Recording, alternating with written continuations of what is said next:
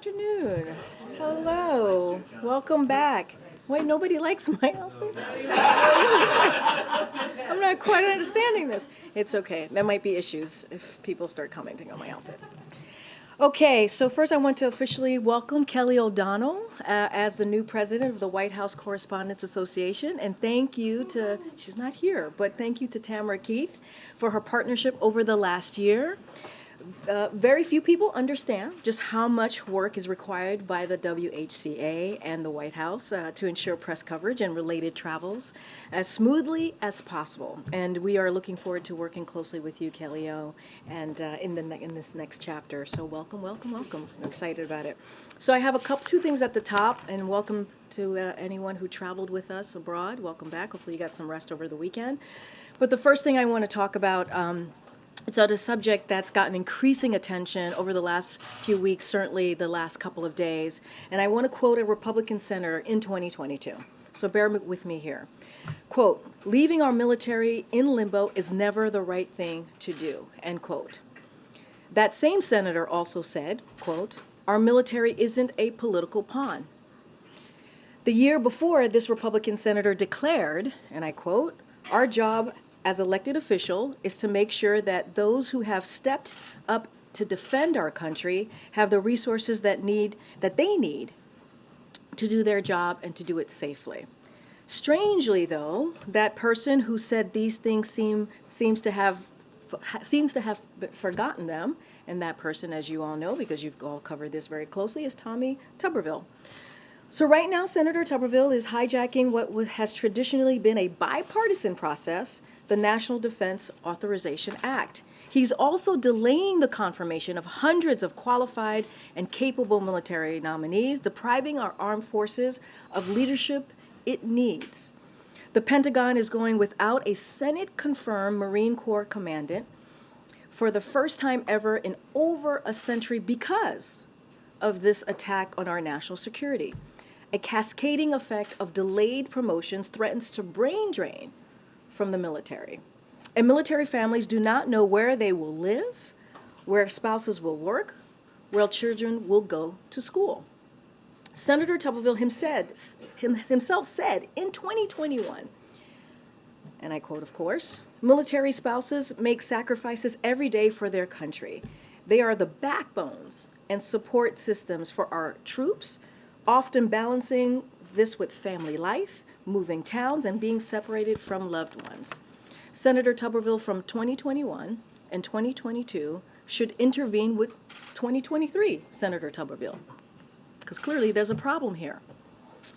And Republican senators need to speak out on behalf of our national security and military families. That's something that you heard from President Biden at his press conference in Helsinki, so I'm just reiterating that. Republicans and senators need to speak up. Now, also, I have one more thing that I want to share before I turn it over to the Admiral, because we don't get many opportunities to say what I'm about to share, and so I want to make sure that these words come out very clearly, and I'm sure she'll be very shocked that I'm saying this, which is we agree with Majority Taylor Greene, which is not something that we say very often. Over the weekend, the Congresswoman, Majority Taylor Greene, criticized Bidenomics as being in line with the FDR's creation of Social Security, Lyndon Johnson's creation of Medicare. She also bizarrely attacked Bidenomics because it's reducing poverty in rural areas. We agree with her all around on this. We are opposed to rural poverty, and the president is committed to protect Medicare and committed to protect Social Security, as you heard from him over and over again over the past several months. Now, to be fair, we are aware of her misgivings about Medicare and Social Security because she's a member of the Republican Study Committee, which recently, again, proposed cutting those very benefits. But this is the first time that we are aware of being attacked for trying to reduce rural poverty. Although we probably should have seen that coming, since Majority Taylor Greene, or Marjorie Taylor Greene, is also trying to repeal the Inflation Reduction Act, policies that are responsible for high-paying manufacturing jobs coming back to her own district.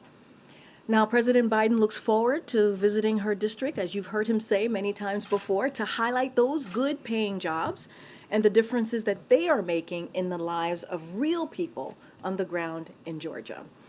And finally, as I just mentioned, as somebody just talked about his wonderful suit today, the Admiral is here, John Kirby, to take a few questions on some foreign policy news of the day, including Russia's suspension of the Black Sea Grain Initiative, the president's call, as you all know, with the Prime Minister of Israel, and the president's, and also Israel's president's visit tomorrow. And with that, Kirby, the floor is yours.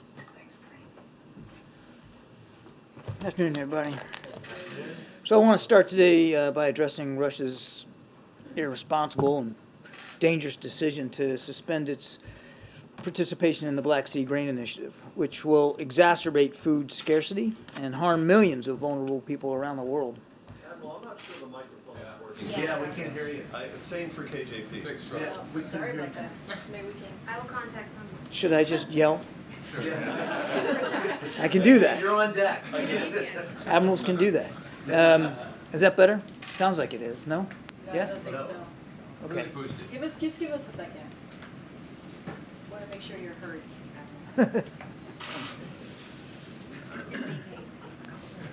Is it okay if we just start in the back?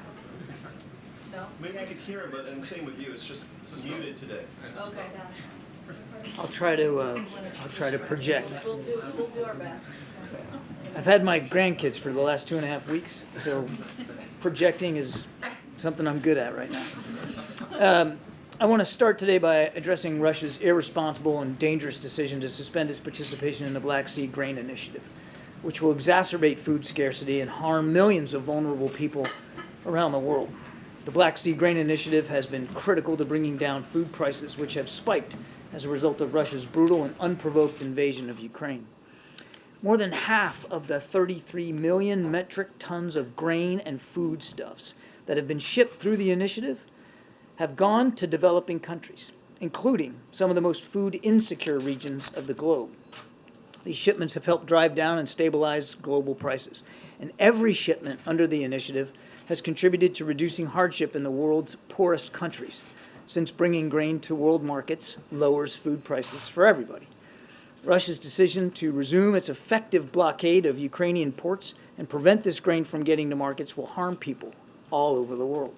Russia will be fully and solely responsible for the consequences of this military act of aggression. Indeed, we are already seeing a spike in global wheat, corn, and soybean prices just today as a result of Russia's suspension. We urge the government of Russia to immediately reverse its decision. Meanwhile, the United States has and we will continue to work with other countries to enable both Russian and Ukrainian grain to reach the rest of the world, including by ensuring that our sanctions do not target, contrary to Russian propaganda, they do not target Russian food or fertilizer, and we will continue to support Ukraine's efforts to get that grain to markets that desperately need it, even if that's through other routes. A lot of work to be done here. This is a deeply regrettable and, as I said, a dangerous decision that we urge Mr. Putin to reverse. Now, just quickly, a readout on the president's discussion today with Prime Minister Netanyahu. They obviously talked about a broad range of global and regional issues of mutual concern. The president underscored his ironclad, unwavering commitment to Israel's security, and he condemned recent acts of terror against Israeli citizens. The two consulted on our close coordination to counter Iran, including through regular and ongoing joint military exercises. They noted that the U.S.-Israel partnership remains a cornerstone in preventing Iran from ever acquiring a nuclear weapon. The president stressed the need to take measures to maintain the viability of a two-state solution and to improve the security situation in the West Bank. To that end, he welcomed Israel's willingness to consider new steps to support Palestinian livelihoods and recognized promising steps by the Palestinian Authority, for their part, to reassert security control in Jenin and other areas of the West Bank. He expressed concern about continued settlement growth and called on all parties to refrain from further unilateral measures. The two leaders agreed to consult with regional partners with the aim of convening a meeting soon in the Aqaba Sharm format, as soon as possible. They also consulted on progress towards establishing a more integrated, prosperous, and peaceful Middle East, including through efforts to deepen and expand normalization with countries in the region and beyond. Finally, President Biden reiterated, in the context of the current debate in Israel about judicial reform, the need for the broadest possible consensus, and that shared democratic values have always been and must remain a hallmark of the U.S.-Israel relationship. That takes questions. Thanks, John. First, on the call with Netanyahu, the Israelis said that there was an invitation to meet in the United States. Is that meeting at the White House, as Prime Minister Netanyahu has repeatedly asked for? They have agreed that they will meet probably before the end of this year, and all the details of the wheres and the whens are still being worked out. And then separately on the Black Sea grain deal, assuming Russia doesn't lift this effective blockade, what other options are there that the U.S. can facilitate to get that Ukrainian grain out there? Is there additional resources that the U.S. can send to Ukraine, ship it out via rail? Yeah. Or is it really just at the mercy of Russia here? Well, look, to some degree, Russia does have a huge amount of responsibility here. By allowing, or in the previous months, allowing ships to leave through the Black Sea along an approved route. But absent that, we're going to have to kind of go back to where we were before the grain deal was put in place last July. Now, it's been a year, where obviously the bulk of grain wasn't getting out, because the only other option you have for that is overland, by rail, by truck, overland. And of course, overland transport of anything in Ukraine right now is a pretty hazardous undertaking. And of course, you'd have to go through EU countries. They all would have to be okay with that. They have farmers and farms that they have to be concerned about for their own economies. So it's more cumbersome, less efficient, certainly not as an effective way to getting all that grain out of Ukraine. And that's why before the grain deal was put in place, food prices were going up. The developing world, the so-called global south, was suffering under food scarcity. So, I mean, I don't want to stand here and promise you that we'll be able to fix everything as a result of this decision by Russia. We'll do the best we can. We'll continue to work with allies and partners to find new ways to get grain out. But there's no possible way, just mathematically, we're going to get as much grain out now as we were going to be able to get out through the grain deal if it had been extended. Yes, Sebastian. Thank you. Hello, Admiral. Also on the grain, just following up on Zeke's question, specifically, is there any thought being given to a plan of just taking the grain out by sea with some kind of escort and more or less daring the Russians to stop it? And then on the bridge, which basically you're arguing that, you're arguing, but you're suggesting that we should just try to run a blockade, an effective military blockade in the Black Sea, because that's what's happening here. Right. No, that's not an option that's being actively pursued. None of that being discussed maybe by Turkey had sort of played around with this idea quite a long time ago. That's not an option we're actively pursuing. Okay, thank you. On the bridge itself, the Russians keep making this sound like this is a sort of casus belli. You can't touch the bridge. We'll stop the grain and so on. That's how they present it. Does the United States think the bridge is a totally legitimate military target? So let me take that in two bites. Number one, I've seen nothing that proves causation here, that the strike on the bridge led to Putin's decision not to extend. He had already been leaning that way publicly. Now, I won't speak for him. If he has his own justification, he can do that. But I've seen nothing that points to causation. And then to your second question, we don't take it upon ourselves to determine legitimacy or illegitimacy of targets that the Ukrainians hit. They're fighting for their own country. Crimea is Ukraine. And we don't tell them what is or what isn't legally a legitimate target. They determine their targets for themselves. Okay, so it's not at all in the same category as strikes inside Russia, which is something. Strikes inside Russia, we made it clear to the Ukrainians that we won't encourage and we won't enable strikes inside Russia. What we are trying to do, and have been for 16 months, is making sure that they can defend their own territory and to push back the Russian aggression on Ukrainian soil. Crimea is Ukrainian soil. Just to clarify something, Russia is calling the bridge attack a terrorist attack. They're blaming Ukraine. The Ukrainians have not, though, claimed responsibility. Have you determined who's responsible, or are you commenting on who's responsible? We are not in a position to attribute the attack to any particular party at this point. And you've made clear, obviously, publicly you're urging Russia to reverse this decision on the grain deal. Privately, are U.S. officials reaching out, discussing this matter with your counterparts in Moscow? We are discussing it with our counterparts at the UN and with our allies and partners. I know of no specific discussions with Russian officials directly about it. And can you just discuss again how immediately we may see the impact of this deal being terminated? When will vulnerable countries? I mean, prices went up today. Corn, soybean, and wheat all shot up today as a result of this decision. So we're seeing the impact right now.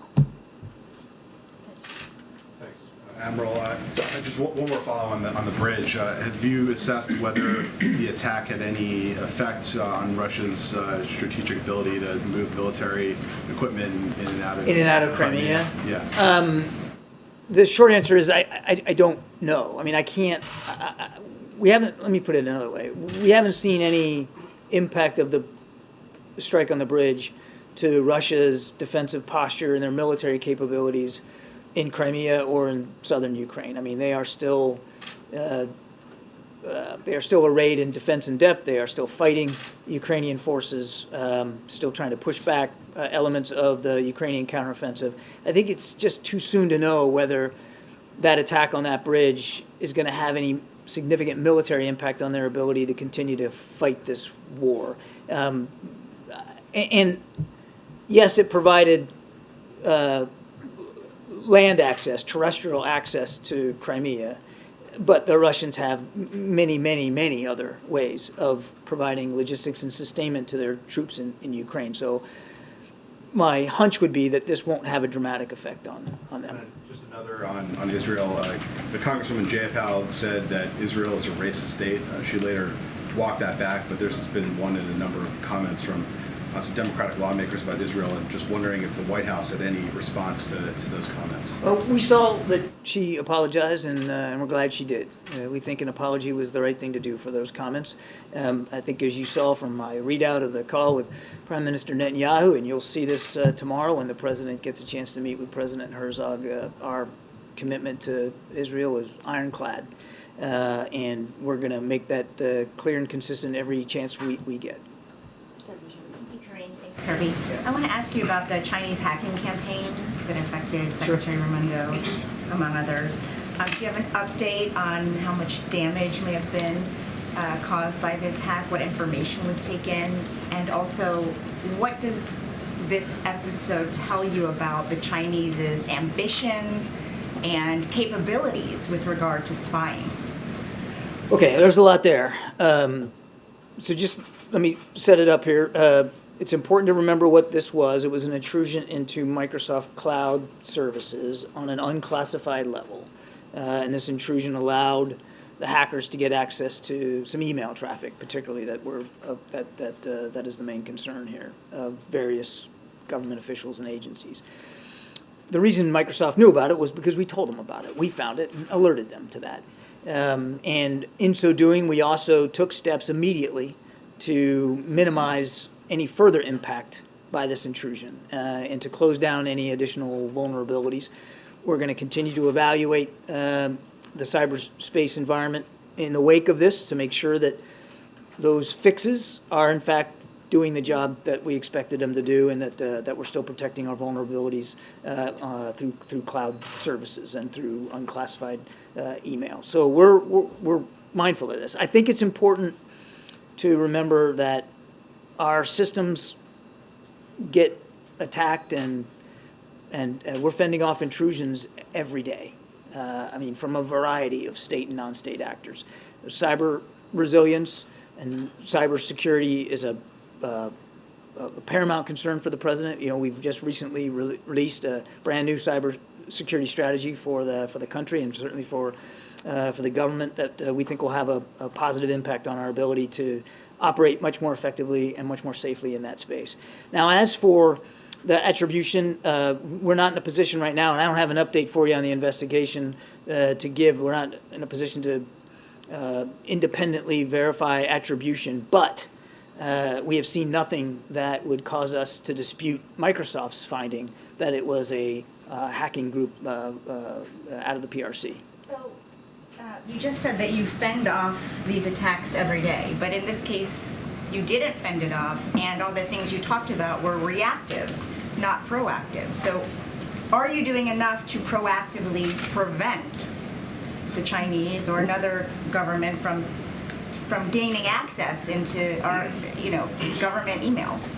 We work at it every single day. Does that mean that you can prevent every single attack of every single nature? No. I mean, unfortunately, sometimes they get through, but it's not for lack of trying. And this isn't the kind of thing that you fix and walk away from. It's the cybersecurity is something you got to stay on top of every single day because the environment literally changes, sometimes by the hour. So, I mean, I think everybody understands that. It's something we're working at very, very hard. Thank you. Courtney in the back. Thank you. A bipartisan group of senators and members of the House introduced a new Afghan adjustment bill. I know that you've supported that concept in the past. Can you talk about whether you support the newly introduced bill and what you're doing, if so, to get it passed? Well, we certainly support the legislative efforts here on the Afghan adjustment bill. And I don't want to get ahead of the legislative process or speak for what the president will sign or won't sign, but he feels strongly that we have to continue to do everything we can to welcome our allies, our Afghan allies, to our shores or other shores where they might want to go to start new lives and to make it easier for them to integrate and become citizens. So we're grateful for the work that Congress is doing on this score, and we'll continue to stay in touch with them, continue to support those efforts as best we can. Go ahead, Michael. Admiral, thanks. The president had not invited Bibi Netanyahu to the United States since he came to power again in Israel. There'd been a lot of talk about the message that was intended to send, the delay in inviting him. Can you talk, given the fact that some of the concerns that the administration has vis-a-vis the judicial reforms are still happening, I mean, they're still there, it's not like something has been resolved to the United States' satisfaction.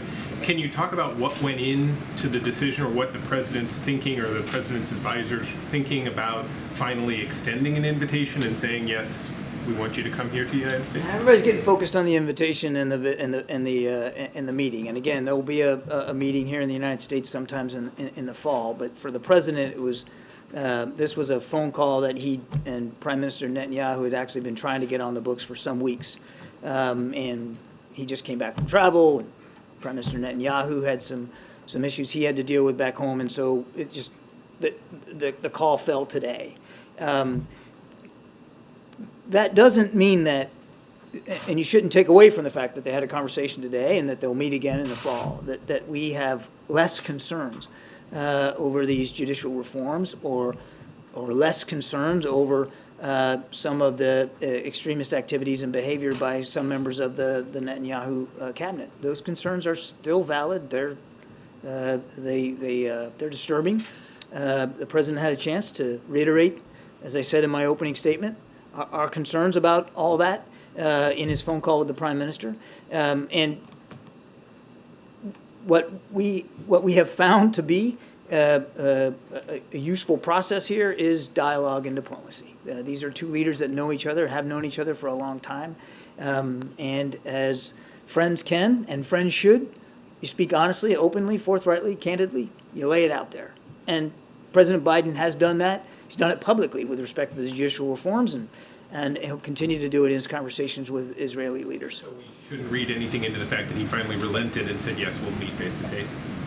He believes that it was the appropriate time to have a conversation with the Prime Minister with respect to our relationship, which is a strong relationship, and he believed it was the right time to talk about meeting with Prime Minister Netanyahu sometime in the fall. Good, Jeremy. Thanks. John, given President Herzog's role in attempting to mediate a consensus agreement on these judicial reforms, given the president's own concerns, how much of a focus will the judicial reforms be during their meeting tomorrow? It will certainly be a topic of discussion, as it was today in the call with the Prime Minister. But I don't want you to come away from this thinking that it's the sole topic of concern. It is of concern. The President has made our concerns over it public, clearly. But there's an awful lot of other issues which I fully expect will come up with the meeting with President Herzog tomorrow. The destabilizing activity out of Iran. I think you may have seen the Pentagon not long ago just announced some new deployments of military assets to the region in the wake of Iran's attacks on maritime shipping. The potential for additional protests now in Iran, now that the morality police is back on the streets. and minding what women are wearing, as well as climate change and other broad regional security issues, including the normalization and stronger integration of Israel into the Middle East. A lot of the protesters in Israel who are protesting against this judicial reform, they have been sending a message directly to the president, asking for more support, more vocal support from the president of the United States, protesting in front of the U.S. Embassy compound in Tel Aviv. Does the president stand with these protesters, and what's his message to them? The same message that he's been sending publicly since this issue of judicial reform came up, that what we believe strongly in the democratic institutions and the ideals of democracy that the United States and Israel represent, not just in their particular parts of the world, but across the world. And we want to see Israel be as vibrant and as viable democracy as possible. And that means that you build programs and reforms and changes in a way that is based on compromise. And as I said in my opening statement, the broadest possible consensus across the governing organization. And he's been clear, will continue to make clear, that we stand for Israel, we stand for the Israeli people, we stand for Israel's democracy, and we want to see that democracy and the hopes and the dreams of all Israeli people and all their aspirations met through strong, viable, democratic institutions that are built on consensus and compromise. And a quick one on the grain deal. Before pulling out of this deal, Moscow has long complained that Western sanctions restrict the export of their agricultural products. Would the U.S. consider modifying sanctions on Russian agricultural exports or anything else to entice Russia to re-enter this deal? Yeah, as I said in my opening statement, Jeremy, that's Russian propaganda. Our sanctions aren't targeting Russian agriculture. They were still, even as the grain deal was in place, able to get their grain and foodstuffs out, and there's no sanctions on fertilizer. This isn't about shutting down Russian farms. That is a trope that Putin puts out there, so there's no reason to consider changes since we're not doing it in the first place. Way in the back there. Thank you. John, I want to ask you about something that's starting to gain steam here in Washington, which is UAPs, unidentified aerial phenomena. Yes, there's I know what going that to be is. a House Oversight Committee hearing at the end of this month. Senator Schumer has put forth an amendment to the NDAA that is modeled after the JFK Assassination Records Collection Act. What level of transparency does the Biden administration believe that the American public deserves and should have as it relates to UAPs? Well, without speaking to proposed legislation, I won't do that. As you know, the Pentagon has stood up an entire organization to help collate and coordinate the reporting and analysis of sightings of UAP across the military. Before that, there wasn't really a coordinated, integrated effort to do that. And of course, we will always want to be as transparent with members of Congress and with the American people as we can, considering national security concerns. This used to get laughed at for quite some time, for years and What decades. gets laughed at? The idea of Congress taking this up. I mean, Gerald Ford talked about this as a congressman back in 1966, and here we are, what is that, 60 years later, give or take. Is this a legitimate issue? Does the administration believe that getting to the bottom of these sightings in the air, is it a real concern? Is it a real legitimate issue as you see it? Yeah. I mean, we wouldn't have stood up an organization at the Pentagon to analyze and try to collect and coordinate the way these sightings are reported if we didn't take it seriously. Of course we do. I mean, some of these phenomena we know have already had an impact on our training ranges. For when pilots are out trying to do training in the air and they see these things, they're not sure what they are, and it can have an impact on their ability to perfect their skills. So it already had an impact here, and we just want to better understand it. Now, we're not saying what they are or what they're not. We're saying that there's something our pilots are seeing. We're saying it has had an effect on some of our training operations, and so we want to get to the bottom of it. We want to understand it better. So, yes. Do you believe these whistleblowers that have come forward? I'm not going to talk about individual whistleblowers. Thank you so much, John. I have an Iran question and an Afghanistan question. Just starting with Iran, if we can dig a little bit more into your comments about the morality police who are now hitting the beat again and enforcing the wearing of hijabs.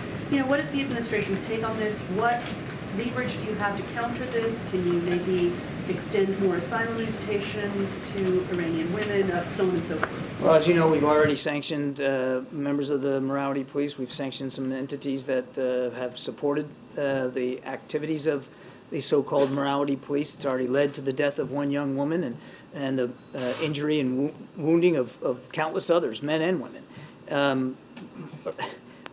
Iranian women should be able to decide for themselves how they're going to observe their faith and how they're going to dress in public. And nothing's changed about our stance on that.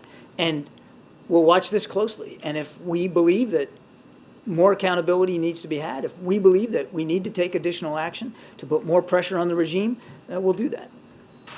On Afghanistan, Pakistan says the presence of Afghan refugees in Pakistan has created instability. They've accused Afghanistan of harboring anti-Pakistani militants, and they threatened to take action against them in Afghanistan. I'm just curious, what is the White House's stance on this, and does the White House plan to use some of that over-the-horizon capability to assist them in targeting these individuals? We've seen no indication that Afghan refugees in Pakistan or along that border are guilty of acts of terrorism. And we're grateful to Pakistan for the incredible generosity that they have extended to so many Afghans who are just looking for a safe and secure place to be. And we'll continue to work with Pakistan as we have on their legitimate terrorism threats and their challenges in counterterrorism. I'm not going to speculate about an over-the-horizon event or not. I mean, the president's been clear that we're going to take seriously our ability to improve our over-the-horizon counterterrorism capability, and we'll use it effectively as we need to use it. Thanks, Karine. John, the Treasury Secretary said of the hacking attack that she has concerns. The U.S. has expressed those concerns to China, but nevertheless, we intend to deepen our discussions with China and increase our engagement. Doesn't that send the message to China that they can keep getting away with this? No, the message it sends is that the way you handle tensions, the way you deal with disagreements, the way you best deal with issues like this, assuming it's again, I'm not in a position to attribute this, but assuming this is a PRC hacking group, is engagement, is being able to have candid, forthright conversations and hold each other accountable for behavior as appropriate. Let's not get ahead of the investigation. FBI is still working on it. I don't think we should get ahead of that. And if there needs to be, as Jake said yesterday, if there needs to be accountability, then we'll execute accountability. But that doesn't mean, even if it is a hacking group from the PRC, it doesn't mean that you torpedo an entire bilateral relationship, the most consequential in the world, militarily, economically, politically, because of one act. You deal with it, you hold people accountable as appropriate, but you still got to work on making sure this relationship, this competition, and it is a competition, Jackie, is handled responsibly. Why is it an if there needs to be accountability, though? Shouldn't someone be held accountable for hacking cabinet-level officials in this administration? Of course. My answer to that was if it's, in fact, a PRC hacking group, and that was the context of the question. But yes, of course. Was Gina Raimondo the highest-level official to be hacked? Was she the only cabinet-level official? Secretary Raimondo? Yeah. As far as I know, yes. But again, I don't want to get ahead of an investigation. And then on the F-16s and F-35s to the Middle East, what was the final straw in pushing the Pentagon to make this move? I'd refer you to DOD. Anything else on why that decision was made, though? I know that it's been a lead-up since May with all of the maritime issues, as you mentioned earlier. Well, I mean, you're talking about the additional assets. Yes.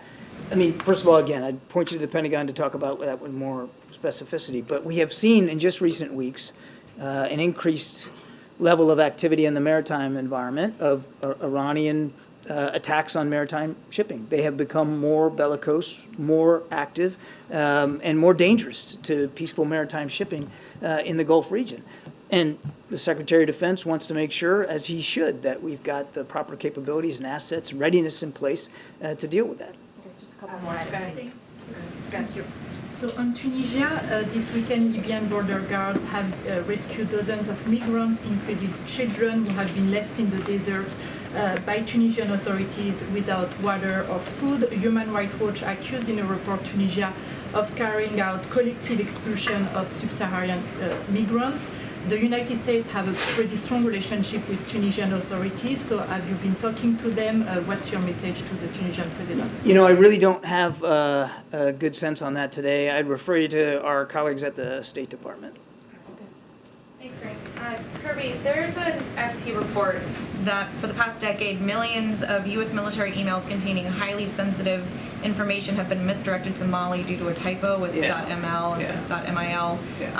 A Dutch tech entrepreneur who's been managing the country domain has been warning about this for the past decade, and control over that domain returns to the Malian government on Monday.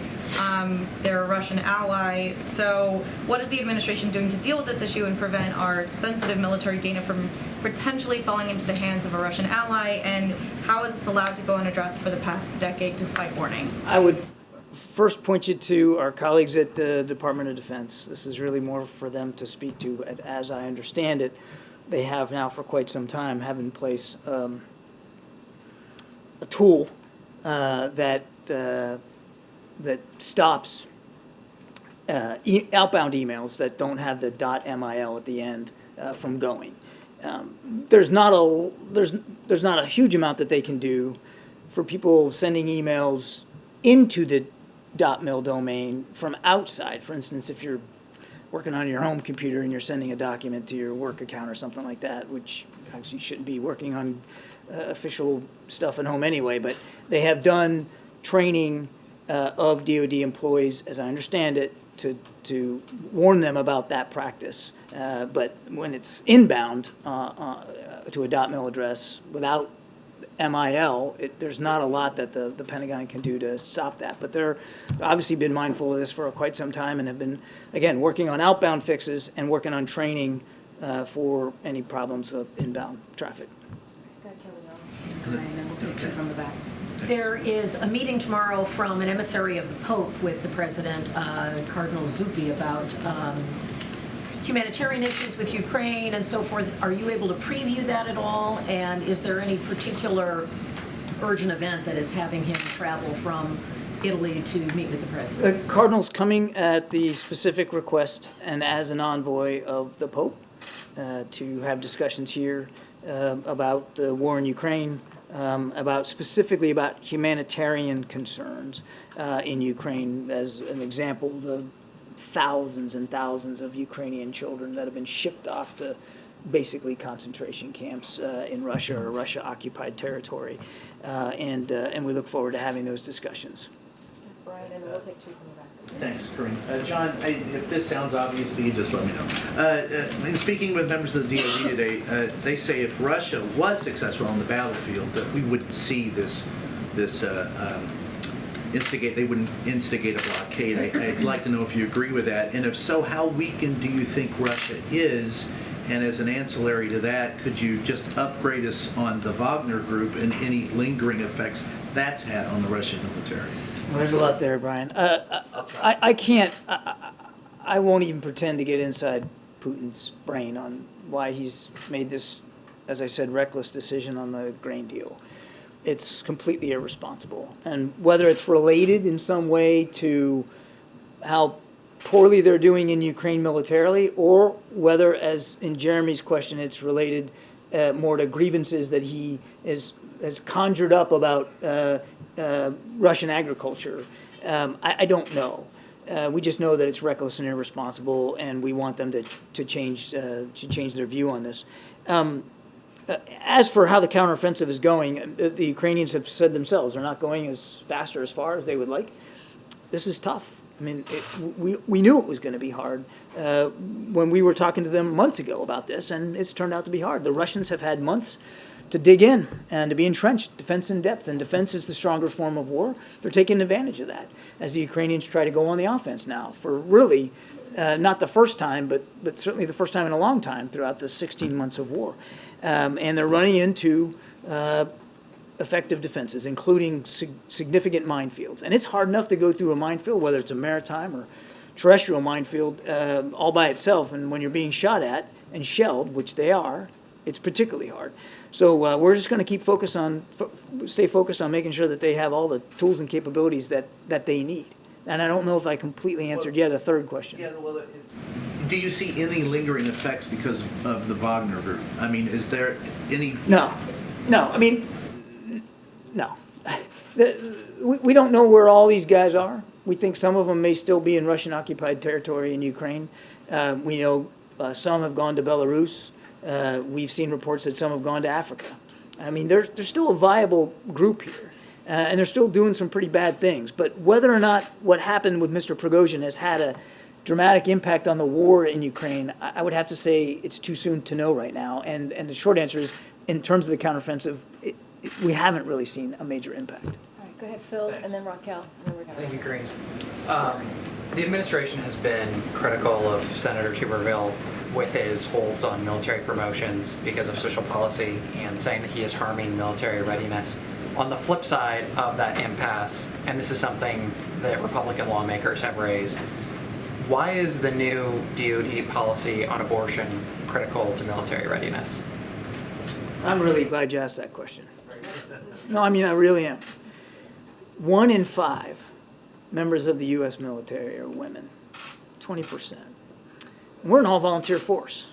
Nobody's forcing you to sign up and go. People volunteer to go. You raise your right hand and you say, I'm gonna do this for a few years or even for my life. And it might cost me my life to do it. And when you sign up and you make that contract, you have every right to expect that the organization, in this case the military, is going to take care of you, and they're going to take care of your families.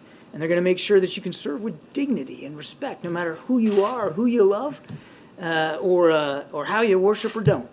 And our policies, whether they're diversity, inclusion, and equity, or whether they're about transgender individuals who qualify physically and mentally to serve, to be able to do it with dignity, or whether it's about female service members, 1 in 5, or female family members being able to count on the kinds of health care and reproductive care specifically that they need to serve. That is a foundational, sacred obligation of military leaders across the river. I've seen it myself, and it matters because it says we're invested in you because you are being willing to invest in us. You're investing your life, your family's livelihood with us. We owe you that back in return. I had a chance a couple of weeks ago to meet with some military spouses here at the White House. Some were active duty members, some were spouses, all were women. And 201, they told me, that abortion laws in this country that are now being passed are absolutely having an effect on their willingness to continue serving in uniform or to encourage or discourage, in this case, their spouses from continuing service. So if you don't think there's going to be a retention and a morale issue, think again, because it's already having that effect. I have a son in the Navy. I think you all know that, and son-in-law too. They're both stationed down in Norfolk on destroyers. You know, and they're proud to keep serving their country in the Navy, but you know, the Navy told them where to go.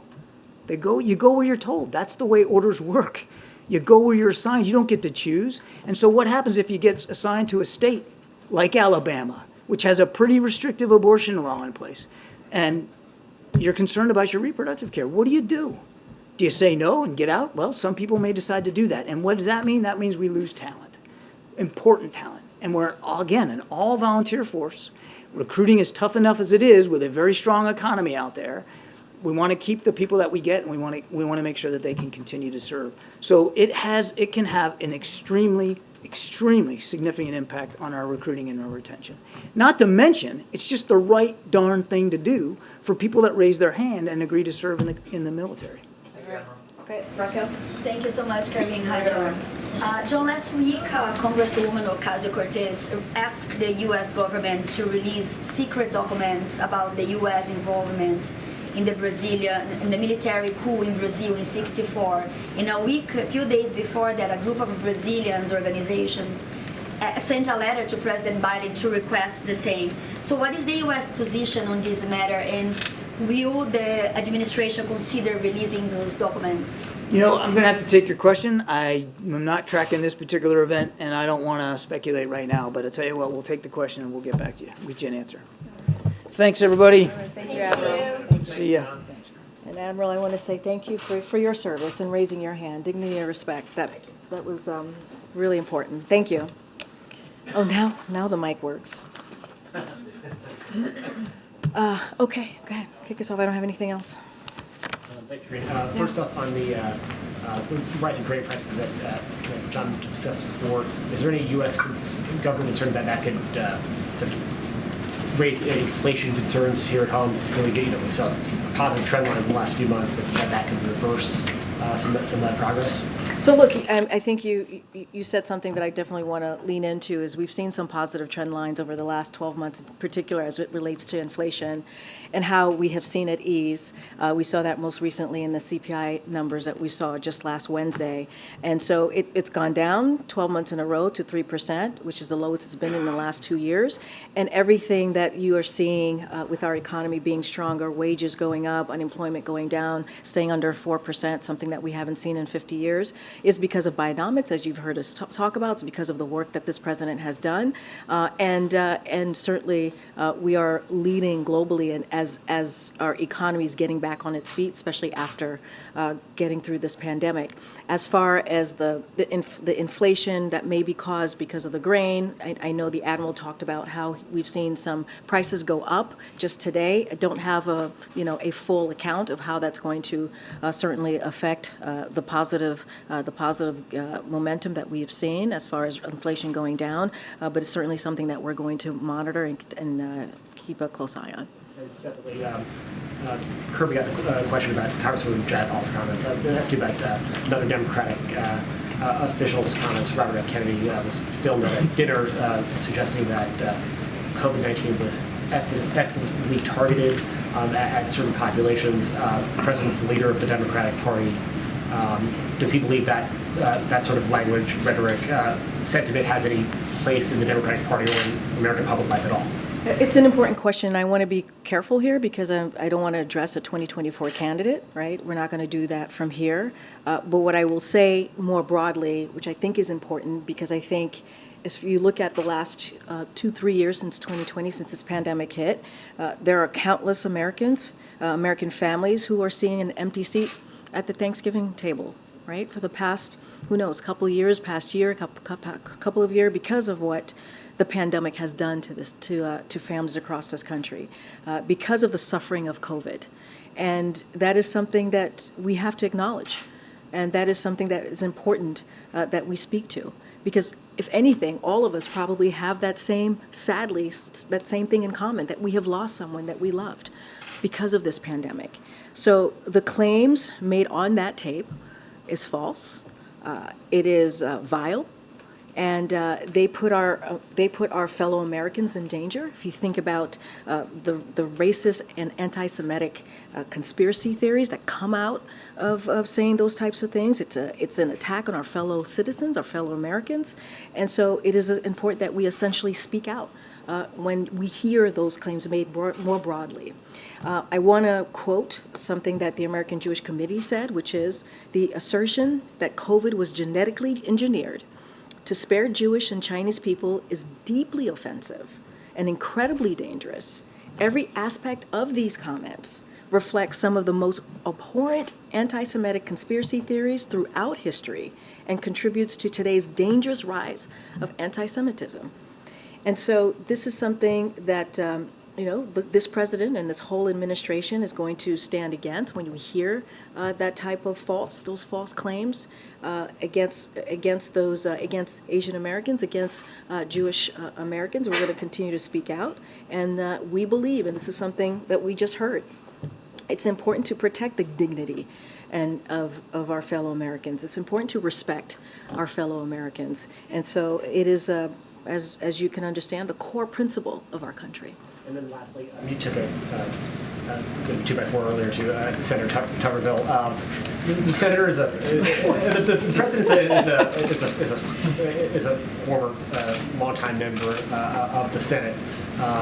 you talked about the concerns about military readiness here. At what point, why have we not heard the president call on his colleagues, many of them his friends, to end the process of holds and change the Senate, the way Senate works and go around Senator Tuberville here because it's important. In Helsinki, the president spoke to Republicans in the Senate, speaking up against this, right? No, totally understand that. But we're talking about one person, right? One person who's holding this up, which is Senator Tuberville. He is the one holding this up. You have to have that ability to hold things up. I mean, that's what we're seeing. We've been talking about this, Zach, for weeks. For weeks now, we've been talking about Senator Tuberville and what he's been doing. And look, it is, I've said this, the Admiral said this, it is holding America's military readiness hostage. That is what he's doing. It is one senator who is doing that, who has been doing that this past several weeks. And so, look, we're going to keep speaking out to it. You heard that from me. You heard that from the Admiral. You heard that from Jake. Jake Sullivan, the National Security Advisor. You heard it from the President himself during his Helsinki press conference. And so we're going to continue to be very clear about it. We're going to continue to ask Republicans in the Senate to speak against this and to hold the Senator Tuberville accountable. But you're not going to advocate to get rid of the whole process. That's not. I mean, look, what we're talking about is this particular process that we're seeing right now, as we're talking about the NDAA holding these nominees, which is something that we've never seen before. This is a bipartisan process that has happened and occurred many years before this moment. As you talk about the 2x4 that you said that I just landed on the senator. We talked about what he said in 2021. I talked about what he said in 2022. And, we're talking about our military families, and making sure that we are ready to protect our national security. Okay. Thanks, Karine. Following up on that, as it relates to Senator Tuberville, he spoke last week with the Defense Secretary Lloyd Austin. Is there a sense from the White House that conversation was productive at all, and will there be any follow-up from the White House with Senator Tuberville regarding this issue? So I don't have a readout to that conversation. I don't have anything to follow up. But clearly we have been, if not communicating at a podium, certainly communicating through members of this administration. I just don't have anything else to share beyond that conversation. As it relates to the NDAA, is the White House confident that once this legislation goes to conference, that most or all of these kind of conservative wish list items that made it into this bill will not be in the final version of the bill? So what we believe and what we have said, and I believe Jake Sullivan said this yesterday as he was making the rounds on the Sunday morning show, is that this legislation will never get to the president's desk. Just a couple of things. It is extreme, as you just stated. Some of these provisions or specifics that are in the legislation. It targets females and LGBTQ service members. A small number of House Republicans are playing politics, as I've said many times, with our national security and support for our troops. This is historically done in a bipartisan way. This is how we've seen this process move forward, and we believe that it will be done in a bipartisan way. We have that confidence that the Senate will do its job and get this to the final bill in a more broad bipartisan way. And so that's what we believe. And look, this hurts our ability, right, to recruit and retain the strongest military force that we have, the most diverse military force that we have. And so it is in the world. And so it is important that we get this done in a bipartisan way. As it stands today, this bill will not get to the president's desk. We're confident in that. And then on a separate issue, on Thursday, the Secret Service closed its investigation into the baggie of cocaine that was found in the West Wing. In a statement Thursday, I believe it was Olivia who said that you guys had been briefed on the investigation, you were reviewing it. So what conclusions have you drawn from it? Do you expect Secret Service to make any changes to security protocols as a result? And lastly, you had initially expressed confidence that the Secret Service would get to the bottom of this. Are you surprised that they didn't? So look, let me start with the protocol piece. That's something that Secret Service is going to handle. Any changes of protocol, how we move forward, that's something for them to deal with as they handle the security, certainly of this campus and of the White House more broadly. Look, we believe that You know, the Secret Service did a thorough investigation. Certainly not going to opine on the investigation. Of course, we're going to have confidence that they're going to do their jobs and do everything that they can to get to the bottom of this. Of course, that is something that we have confidence. We will always have confidence in that. But as you've just stated, we've been briefed on the outcome, and in their public statement, as well as the Secret Service have said, you know, there is hundreds of visitors that traveled through this area where the cocaine was found across that weekend. And so I'm going to leave it to them for any additional information, but certainly not going to opine on the process here. But we believe it was a thorough investigation. A couple of economic questions, Karine. Does the White House support the aims of the entertainment industry workers who are on strike right now? So look, the president believes all workers, including the writers, including the actors, they deserve a fair pay, right? And they deserve fair benefits.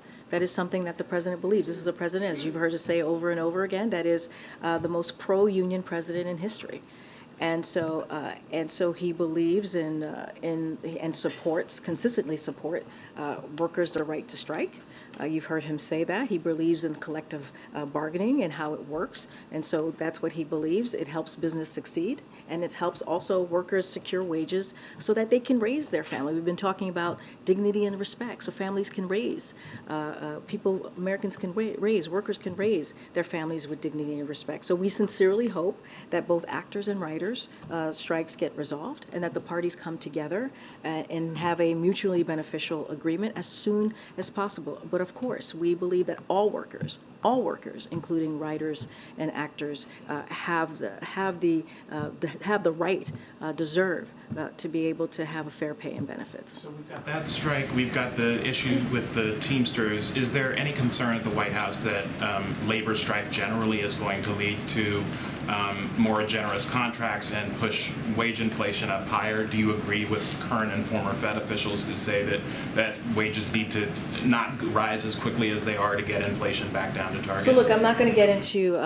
the economics of this, like what economics experts are saying specifically about wages, but what we have seen, right, from the CPI data, that wages have increased. We've seen unemployment go down. We've seen a positive movement with the economy because of what this president has done, because of Bionomics. I will say this, again, this president believes in that workers have the right to strike. They have the right to ask for fair wages, for fair benefits. He believes in collective bargaining. He thinks that's an important tool that works. And so this is very much a pro-union president. So he's certainly not going to get in the way of that. He's going to continue to make sure that he's protecting that and speaks to that.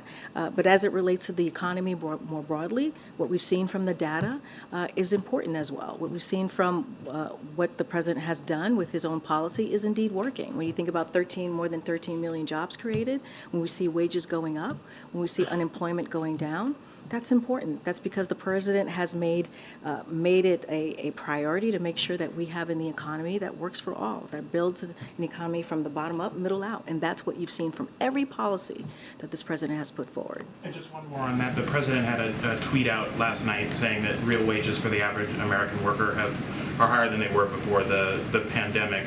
That tweet has now been annotated with a message from the platform saying that is not factual, and that they have some stats and some charts footnoted along with that.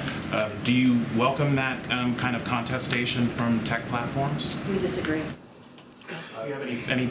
Well, we disagree because we're looking at the data from February of 2021, and what we've seen is that wages have gotten stronger, have increased. We've seen that Bionomics has been really helpful in getting to make sure that we build an economy that leaves no one behind. What we've seen from the beginning of this administration with the American Rescue Plan, making sure that we're dealing with COVID. We're just talking about COVID and what the president has been able to do to deal with an issue that turned our economy upside down, that took the lives of many Americans. And because of this work that this president has done, and also what Democrats were able to pass very early on, we've seen an economy that's now growing. And so that is how we're going to continue to move forward, make sure that, again, we have an economy that works for all. And are you able to share that information with Twitter, given the judicial? Sure, we're happy to do that. Okay. Go ahead. Thanks, Karine. Just one follow-up on UPS. The Teamsters president specifically urged the White House not to intervene in the case of a strike using the Taft-Hartley Act. Will the White House promise not to intervene if workers, in fact, do go on strike? So look, anytime we hear, there are these discussions, we want to ensure we're playing a constructive and productive role, right? That's how we kind of move forward here. As you just stated, the Teamsters have asked us to not get involved, to intervene, and hopefully the two sides can reach a mutual agreement and come to the table and do that collective bargaining that I was just talking about. We'll continue to be in touch with both parties constructively, support any efforts to reach a solution. But again, we are confident that both sides are going to come to an agreement, and continue to have a constructive presence as we continue to stay in touch. So that's our role that we see playing moving forward. Yeah. Thanks, Karine. First, following up on the cocaine, you said that it was very important to President Biden that the Secret Service get to the bottom of who brought it into the White House. So can you just talk about his reaction when he learned that the investigation did not end with a suspect? No, and I appreciate the question. Look, I'm just not going to opine on this, not going to get into specific on this. We believe the Secret Service did a thorough investigation. We've been briefed of the outcome.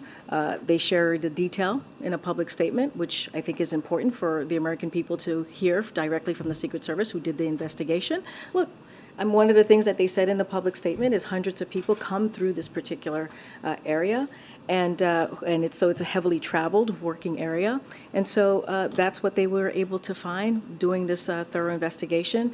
And so, especially during that weekend, we think about Friday, that Saturday, and that Sunday, and also that I believe that Monday, that weekend, I should just say, that it was heavily traveled. So is the president satisfied with the explanation that someone was able to bring an illegal substance into the White House because there are hundreds of people who come here? What I will say is that the Secret Service did a thorough investigation. That's what we believe. They put out a public statement. I think that's important. Anything else detailing any details or any more information, I would reach out to the Secret Service. Thank you. And then one more on Tuberville. After President Biden made those remarks in Helsinki, the senator said that there's no chance of changing my position if we don't sit down and visit. So why doesn't the president sit down with him and try to hash this out? Why does the senator continue to do something that has been done in the past in a historically bipartisan way? Why? Why make this political? Why politicize and make it partisan? That is something that this Senator Tuberville, to be specific, has done. And it's hurting our military readiness. So this is actually a question, we're not the problem here. We're not causing this. This is the senator who's causing this. He's causing something that has never been done before. Historically, this is done in a bipartisan way. So he's holding this up, or has been holding this up, and this is a question for him. So just to be clear, when the president said that he would sit down with Tuberville if he thought there was any possibility he would change his ridiculous position, that was the president saying no. What I'm saying is this has been historically bipartisan bill, and so which has been made recklessly partisan. That's what I'm saying, and it's hurting our ability to recruit. It's hurting our ability to retain the strongest and most diverse military that we have in the world. That's what he's doing. And so that is a question for him to answer. Thank you. I'm just going to try and call him. Go ahead. Thank you. I'm wondering what the administration's priorities are for the Farm Bill and anything specific related to nutrition. So I don't have anything to update you on the Farm Bill or anything related to nutrition. I would have to go back to the team and get back to you on that. Just don't have anything new to share at this time. Get it. Yeah, thanks, Karine. So the Penn Wharton budget model recalculated costs based on the new rules for the student loan forgiveness. The model now says that those rules will cost an additional $475 billion over the next 10 years. I'm just wondering when the president will unveil a plan that actually reduces spending. So look, just a couple of things, because as it relates to And you're talking about the student loan? The student loan forgiveness, the new rules that, Yeah, from the Department yeah. of So look, the Department of Education, they estimated this particular piece to cost about $156 billion over the next decade. And the reason why we were able to do this, the reason why we believe this is being done in a responsible way, and let's not forget, we can afford to give middle-class Americans, middle-class families, a little bit of breathing room, as you hear from this president over and over again. And so, and it's because the progress that we have done to make sure that the deficit is coming down. And that is something that the president has done. Let's not forget, the first 2 years, the deficit has gone down by more than $1 trillion. And that is the end of deficit reduction because of Bidenomics, because of the work that he's been doing. COVID spending coming off. The deficit's actually Yeah, but it's increasing still, according to the CBO. well, look, what we have seen is it's gone down over $1 trillion, right? And he has done this in a responsible way. And so he has done reduction. As we look at the deficit, it has come down and done so more than any other president has been able to do in their first 4 years of the administration. And so that's important as well. And so he's taken policies that have been responsible, that has made sure that it doesn't add to the deficit, that it actually decreases the deficit. And you've seen that if you think about the Inflation Reduction Act, you've seen that over and over again in historical pieces of legislation that he's put forward. Let me ask you about EVs. Ford just cut the price of the F-150. Cox Automotive is showing that dealerships now have a 92-day supply of EVs on their lots, which is about twice the average for a gas-powered car on their lot. Is this the marketplace speaking, saying that people don't want this transition as quickly?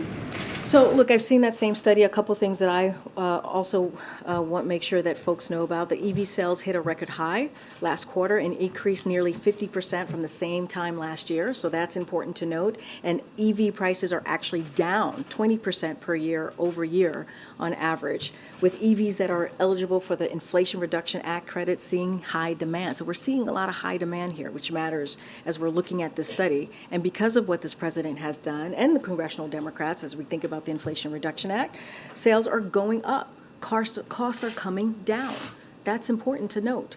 It's also good to see that after a couple of years where it was hard to find electric vehicles, they are now readily available for consumers.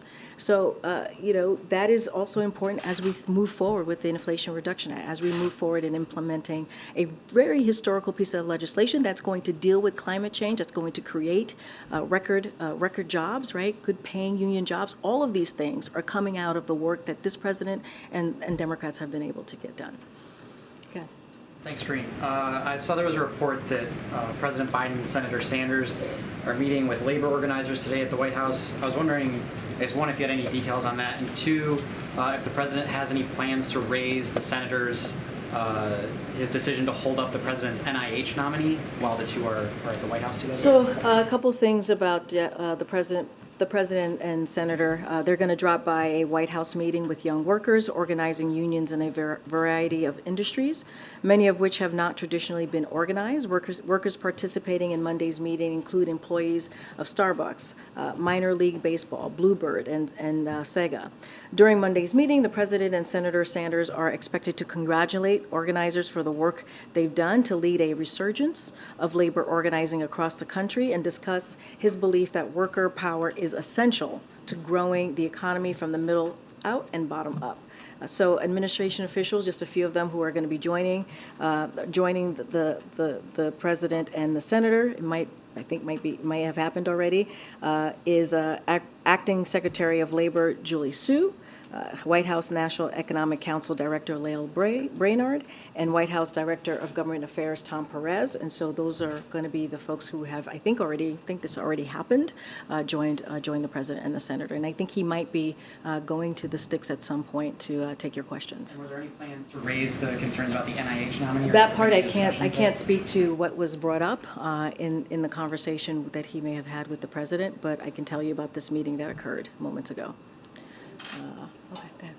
A White House official last week said that they hoped Senator Sinema would change her position on the nomination of Julie Su. Did Senator Sinema tell the White House she would oppose the nomination?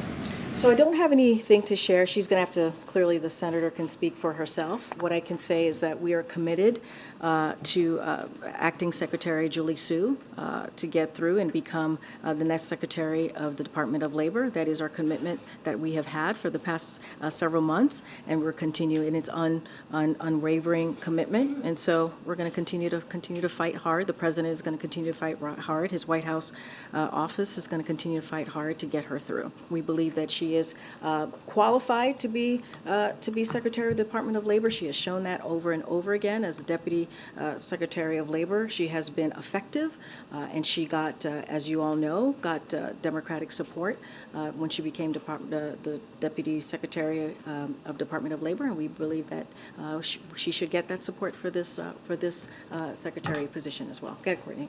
Thank you. I wanted to ask about Julie Su again. Is the White House still actively having what you call those war room meetings with different officials to try and get her confirmed? So what I can say is we're actively working very hard to get her confirmed. We believe she is qualified to be the Secretary of Department of Labor, and so that is our commitment and the President's commitment. I also wanted to ask you about the 2 strikes in Hollywood. Is the White House or another representative of this administration going to get directly involved in that? Look, I don't have any more to share of what I just laid out. Look, we believe, and the President knows, that collective bargaining works for employees and employers. That is something that he's been very consistent about and has said over and over again. He urges both parties to negotiate in good faith and reach a mutual acceptable resolution. And so that's what the President's going to call for. And he believes that both writers and actors, they deserve a fair pay and also fair benefits. All right. Teamsters piece, you mentioned how you're keeping in touch with both parties on this to be a constructive part of it. Who in the administration is doing that? I know in the past on different union issues you've appointed certain cabinet officials or White House officials to lead on that. So I don't have I mentioned just last week, I had mentioned for EAW, we talked about Gene Sperling.